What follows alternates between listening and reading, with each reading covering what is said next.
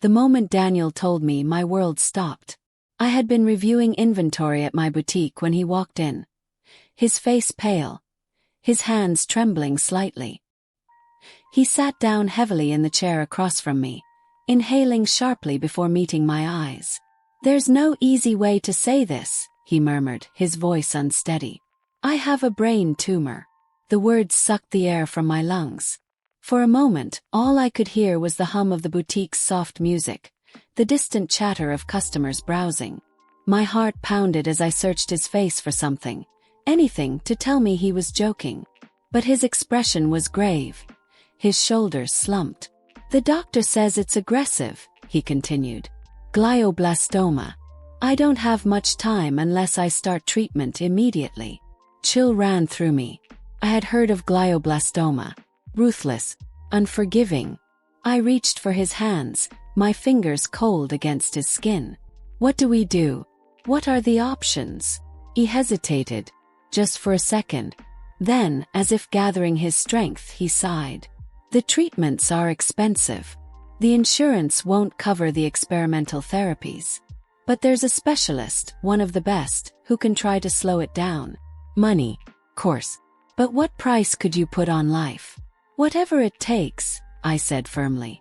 I barely heard the rest as he detailed the procedures, the costly medications, the frequent travel to specialists out of state. My mind was already made up. That night, I moved money from our savings to our joint account. I adjusted my boutique schedule so I could care for him. I started researching glioblastoma treatments, desperate for hope. Daniel, for his part, seemed almost calm. "I don't want to be a burden," he whispered as we lay in bed, my fingers tracing the curve of his palm. "You're my husband," I said, pressing a kiss to his knuckles. "We'll fight this together." I didn't see the flicker of something in his eyes. Something unreadable. Not yet. The first time Daniel forgot something, I brushed it off. "The dry cleaning," he repeated, frowning. "You never asked me to pick it up." I had. But maybe the stress was getting to him. Then there were the dizzy spells. He would grip the edge of the kitchen counter, blinking rapidly. "Whoa," he'd mutter, shaking his head. "Just a little light-headed." I started keeping track. Small things at first. A misplaced wallet, forgotten conversations, vague complaints of pressure behind his eyes. Symptoms, I told myself. Just proof that the tumor was real, that it was affecting him. Then the cancellations started. We had dinner plans with my parents. Daniel insisted he felt too weak to go. A weekend trip we'd planned months ago. He couldn't travel after treatment. Yet, on the nights he was supposedly exhausted, I would wake up and find the glow of his phone illuminating his face. His fingers moving swiftly across the screen. First I ignored it. Guilt twisted in my stomach for even questioning him. Until the day I checked our account balance. "Daniel," I said casually over breakfast, forcing my voice to stay light. "The money for the treatment, you transferred it to another account?" He didn't even flinch. "Yeah," he said easily, sipping his coffee. "The clinic has a private fund system. It's more secure this way." Something about the way he said it, the way he didn't look up, the way he was too calm, made my pulse quicken. "I see," I murmured. I started taking notes. Every forgotten appointment, every conveniently timed symptom, every inconsistency in his story. I told myself I was just being thorough, just making sure we had a record of his decline. But deep down something gnawed at me. Something wasn't right. Daniel's medical expenses grew at an alarming rate.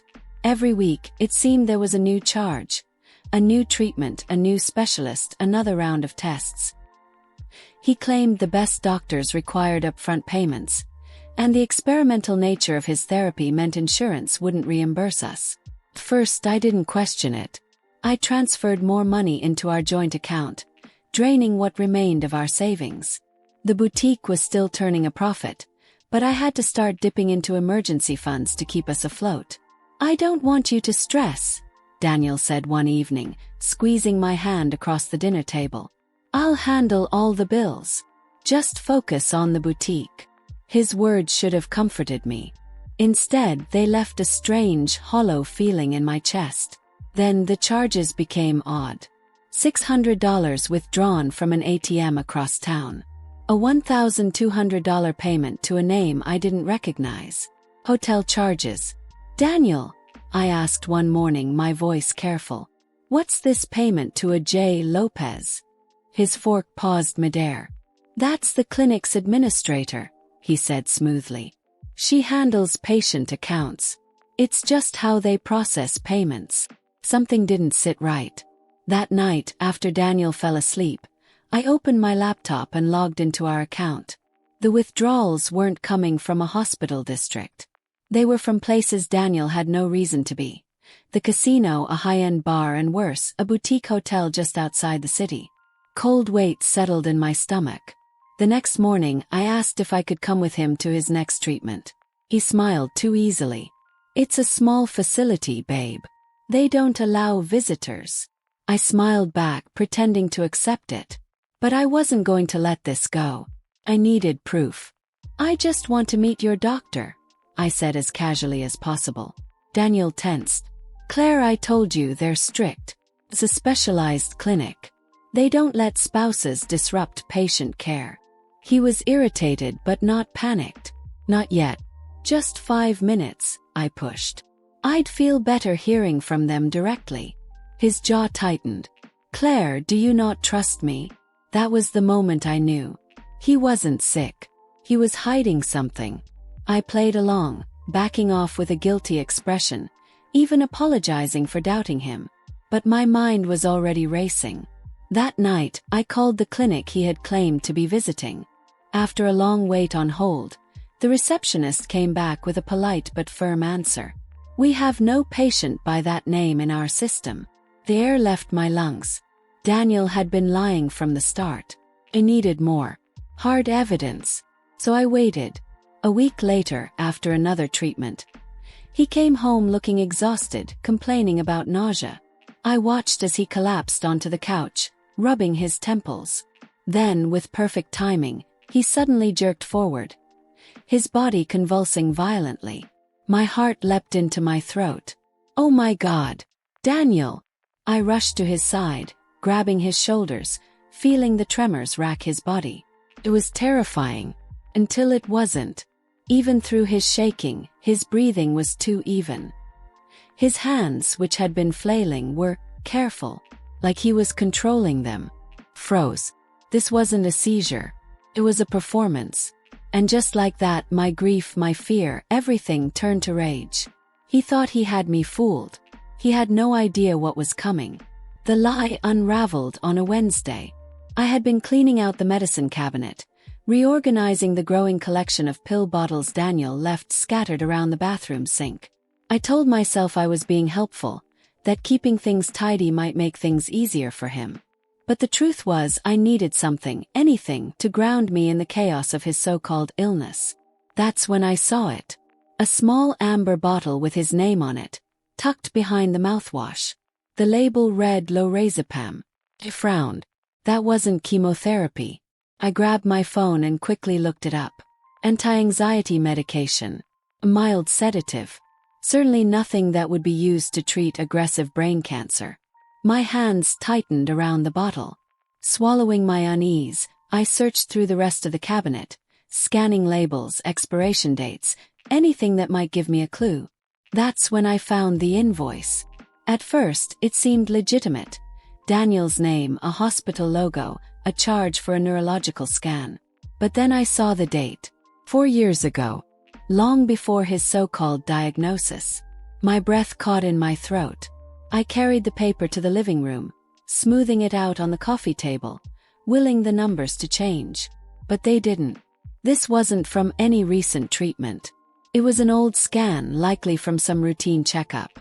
And yet, he had used it, probably flashed it at me casually, to build his lie. A cold realization settled in my chest. He wasn't just sick, he was never sick. I sat back, staring at the evidence in front of me. My mind was screaming, demanding answers, but I knew I wouldn't get them from Daniel. Not yet. I needed more. And I knew exactly how to get it. By the time I met with the private investigator, I had already decided how this would end. His name was Jason Rourke, ex-law enforcement, sharp-eyed, no-nonsense. The kind of man who had seen every variation of betrayal and still managed to be surprised by people's audacity. I slid a folder across the table. I need to know where my husband goes when he says he's getting treatment. Jason skimmed through the documents. Bank statements, the fake medical invoice, my notes on Daniel's erratic behavior. You suspect an affair. I suspect a scam, I corrected. Maybe both. He nodded, slipping the papers back into the folder. Give me a week. I agreed, paid the retainer, and went home to play the role of the doting, clueless wife. I made Daniel his favorite dinner. I kissed him goodnight. I even let him think I believed his increasingly theatrical symptoms. But inside I was coiled tight, waiting. 4 days later, Jason called. You're gonna want to see this for yourself. I met him at a cafe near downtown. He slid an envelope across the table. Your husband isn't going anywhere near a hospital. I opened it, my pulse pounding. Inside were photos. Daniel wasn't in a medical clinic. He was sitting in a high-end spa, robe-clad, sipping what looked like a cucumber-infused cocktail. Another photo. Daniel at a casino, laughing, drink in hand. Then the final blow. Daniel at a hotel bar, leaning in close to a woman. She wasn't a stranger.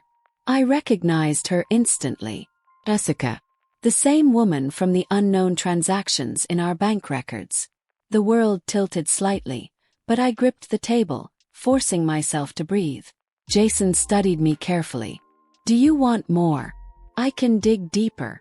I exhaled slowly, forcing my face into something resembling a smile.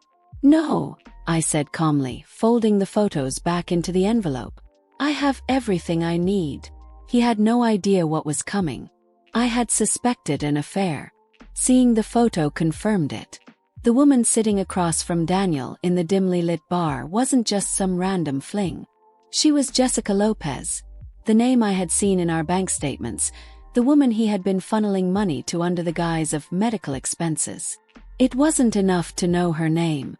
I needed to know everything. I pulled up Daniel's social media, scanning through his carefully curated posts. Nothing obvious, of course. He wasn't stupid enough to post a selfie with his mistress. But there were clues, subtle and infuriating. A check-in at an upscale steakhouse, tagged as a business dinner. A blurry reflection in his sunglasses. A woman's hand reaching for his drink. Little things, insignificant on their own, but damning when viewed through the right lens. Jessica's profile was private, but her friends weren't. That's where I found the real evidence. A friend of hers had posted a group photo at a high-rise apartment captioned, "Wine nights with the best people. Love our new place, Jess. #city views." And there, barely noticeable in the background, was Daniel's leather jacket draped over a chair. I clicked on the tagged location, a luxury apartment complex across town. The sick feeling in my stomach grew. I dug deeper, combing through property records, transaction histories. The name on the lease wasn't Daniel's, but the payments were coming from our account. My husband had drained our savings, not for medical treatments, but to play house with his mistress in a penthouse. The betrayal hit like a physical blow. I wanted to storm into that apartment, throw every truth in his face, tear apart the fantasy he had built for himself. But I didn't, because anger was temporary. Revenge needed patience. So I closed the laptop, and I started planning. I spent the next week playing the perfect wife. I brought Daniel breakfast in bed, fussed over his medications, told him I admired his strength. I even cried once, just for effect, letting him hold me while he whispered empty reassurances about fighting through this together. I let him believe he had won. In the meantime, I was quietly dismantling his life. The first step, securing my money. I opened a new bank account in my name only, transferring every last cent I could before he noticed. The boutique had always been separate from our shared finances, a decision he used to resent. Now it was my safety net. The second step, Legal backup. I met with my lawyer, a sharp, no-nonsense woman who listened to my story without a hint of surprise. "He's committed financial fraud," she said, flipping through the photos and bank records. "We can freeze any remaining joint assets immediately." He nodded. "Do it. And the apartment he's renting. He used our money. I want that lease under a microscope. If there's anything legally tying it to him, I want it exposed." She smiled. "I like how you think." The third step. Gathering final evidence. I continued letting Daniel lie to me, watching him weave more elaborate excuses. Every time he left for a doctor's appointment, I smiled, kissed his cheek, and logged every single detail. Because soon I would need it all. He thought he was playing me. He had no idea that every move he made was pushing him closer to his own destruction. Daniel thought he was getting away with it. For weeks, he played his role to perfection, the weary husband, the tragic fighter. He complained about dizziness, winced when the lights were too bright, held his head in his hands like he was battling a migraine from hell. But his performance had grown sloppy. Some nights he forgot to be sick. When he thought I wasn't watching, he scrolled through his phone with a smug little smirk. Jessica's name popped up in notifications more than once. I almost felt sorry for him. Almost. Instead, I decided it was time for the final act. One evening, as we sat on the couch, I turned to him with a sigh, feigning nervous excitement. "Daniel, there's something I need to tell you." His body stiffened slightly. "What is it?" I bit my lip, playing up the hesitation. "You know my Aunt Linda? The one in California?" "Yeah. She passed away last month. It was unexpected." I let out a shaky breath. "She left me an inheritance." His face barely moved, but I caught the flicker of greed in his eyes. "How much?" "Enough," I said, lowering my voice like I didn't want to seem boastful. "Enough to pay for any treatment you need." His grip tightened on his knee. You'd do that?" "Of course." I reached for his hand, my touch gentle. "I found a specialist in Switzerland. They have an exclusive clinical trial, cutting-edge treatments. We leave next week." His jaw went slack. "Switzerland?" He nodded. "I already booked everything. Flights, accommodation, the initial consultation. You don't have to worry about a thing." Daniel exhaled slowly, nodding as if trying to process his unbelievable luck. But I knew what he was really thinking. An all-expenses-paid vacation. A chance to disappear for a while before coming up with a new scheme. Fresh start funded by me. He squeezed my hand, his voice thick with fake gratitude. "Blair, I don't even know what to say. Say yes." And he did. Blame. Sinker. The night before our departure, I packed my bag like nothing was wrong. Daniel, giddy with anticipation, was in the bedroom, probably texting Jessica, planning what he'd do with my money once we landed. Too bad he'd never make it onto that plane. With a steady hand, I printed out everything. The fake medical invoice, the bank statement showing our drained account, the private investigator's photos of him at the casino, the spa, the hotel with Jessica. Piece by piece, I laid them out on the kitchen table. Then, I picked up a pen and wrote 3 simple words on a sheet of paper. "I know everything." No threats, no anger. Just the truth staring him in the face. Then I made one last transaction. Logging into our joint account, I transferred every remaining dollar back into my personal account. I closed out the cards, removed him as an authorized user, and double-checked the boutique's financial firewall. Daniel would wake up to find zero access to anything. Finally, I took off my wedding ring. I set it beside the pile of evidence and walked out the door. The airport car service I had scheduled for him would arrive at 6 a.m. sharp. But by the time he realized what had happened, I would already be gone. I wasn't the one leaving. He was. Daniel woke up to the first warning sign. His phone screen filled with failed payment notifications. He tried again, first the credit card, then the debit. Declined. Insufficient funds. His initial confusion sharpened into panic. He stumbled out of bed, calling my name. Silence. The apartment was empty, except for the neatly arranged papers on the kitchen table. His eyes darted across the evidence. Bank statements, the photos from the investigator, the fake medical records. And then, at the very top, the handwritten note. I know everything. His heart hammered. He grabbed his phone, scrolling frantically. He called me once. Block. Again. Block. His fingers flew, texting. Daniel, Claire, we need to talk. Can explain. Daniel. Where are you? Daniel, you're overreacting. Nothing. Sweat trickled down his temple. He rushed to his laptop, logging into our joint account, the one I had stupidly trusted him with. Or at least, the one he thought I had trusted him with. Balance. $0. His vision blurred. He tried another card. Declined. The realization hit like a brick to the chest. I'd taken everything back. He lunged for his car keys. The bank was his next move. Maybe it was a mistake. Maybe he could sweet-talk the teller. Maybe. But the bank teller didn't even look surprised when he stormed in. I'm sorry, sir, she said, her voice cool. You've been removed from the account. We're unable to grant you access to any funds. Removed. His voice cracked. The account holder made the request yesterday. The account holder. Me. Daniel swayed on his feet, barely hearing her next words. Would you like to schedule an appointment with our fraud department? Fraud. They knew. He left in a daze, sweat pooling at the base of his neck. He had one option left. Jessica. Pulling out his phone, he called her. Straight to voicemail. He texted. Daniel, baby, we have a problem. Daniel, I need to see you. Daniel, call me now. Nothing. Desperation surged through him as he drove to her apartment, the one he had secretly paid for with my money. Except when he got there, the lights were off. The door was locked. A for rent sign was slapped onto the window.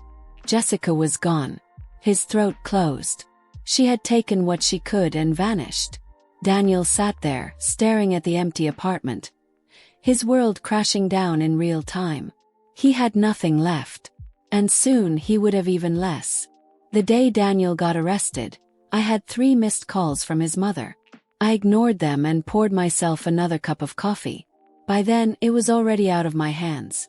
I had been thorough, methodical, precise. Every fraudulent charge, every suspicious transaction, neatly compiled in a report that my lawyer had delivered to the authorities. The private investigator's photos. Submitted. The fake medical invoices. Forwarded to the insurance company. The bank records proving how he had drained our savings. Attached with a lovely bow. I had expected Daniel to run, to try to disappear, but his arrogance made him sloppy. 2 days after his meltdown at the bank, he tried to withdraw cash at a different branch. What he didn't know was that the fraud department had already flagged his account. A bank employee made the call. By the time Daniel stepped outside, 2 police officers were waiting for him. The charges: financial fraud, deception, possible insurance fraud. When the investigator had first reviewed my case, he had asked me if I wanted to settle this privately. Give him a chance to fix it before we go the legal route? I had laughed. No. Daniel didn't deserve a quiet ending. He deserved consequences. By the time I finished my coffee, I finally checked the messages from his mother. Daniel's mom, Claire, please. Can we talk? Daniel's mom. I don't know what's going on, but they've taken Daniel in. This is all a mistake. Daniel's mom. What did you do? I smiled to myself before deleting them. What did I do? I let justice do its job.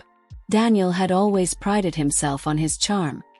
His ability to weasel his way out of anything. This time there was no escape.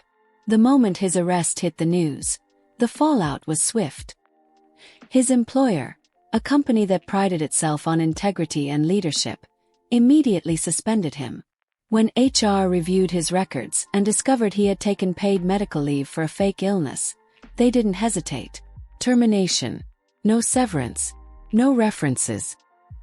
His friends, the ones who used to laugh at his jokes, drink with him at happy hour, slap him on the back, were suddenly nowhere to be found. Jessica. She had disappeared completely, leaving no forwarding address, no explanation, no sympathy. When Daniel tried calling her from jail, she blocked him. He didn't realize it at the time, but she had found out about his arrest through the same news article everyone else had read. Local man arrested for financial fraud after faking terminal illness. She had been just as fooled as I was, only she had the good sense to cut her losses and run. When Daniel was released on bail, he had nowhere to go. The apartment, evicted. The car, repossessed. Even his own family kept their distance. His mother, who had once scolded me for being too hard on him, refused to take his calls. His father, a man of few words, had sent a single text. "You did this to yourself." Homeless, broke and jobless, Daniel crashed on a friend's couch, until the friend's wife found out and kicked him out too. By the time his court date was set, he was living out of a cheap motel, surviving on the scraps of whatever he had left. All that charm, all those lies. And in the end, no one came to save him. I walked into the courthouse wearing a navy blue suit. Sharp, professional, untouchable. Daniel walked in looking like a ghost. He had lost weight. His once pristine suit was ill-fitting, his hair unkempt. He avoided my gaze as he shuffled to the defense table, shoulders hunched. The trial began. The prosecution was merciless. They laid it all out. The fake medical bills, the fraudulent transactions, the PI's photos, the bank statements, the insurance claims. Each piece of evidence erased another layer of his defense. His lawyer tried. He was desperate. He made a mistake. But then they played the recordings of his own voice. His texts mocking me. His admissions about the stolen money. The courtroom was silent. Even his own attorney looked like he was exhausted from trying to make excuses for him. When it was my turn to speak, I took a deep breath and walked to the witness stand. I didn't cry. I didn't rage. I just told the truth. I gave him everything, I said, my voice steady. I trusted him, believed in him, sacrificed for him. And he used it, all of it, to rob me, to manipulate me, to destroy me. Paused, scanning the room. This wasn't a mistake. It was a choice. Over and over again he chose to lie. He chose to take. And when he thought he had drained me dry, he planned to move on, to start over with someone else, using what was left of my money. Daniel couldn't even lift his head. The judge took in the evidence, the testimonies, the undeniable trail of deception Daniel had left behind. When the verdict was read, my hands remained steady. Guilty. Sentenced to prison for fraud, theft, and financial deception. I exhaled slowly. It was over. As I walked out of the courthouse, I didn't look back.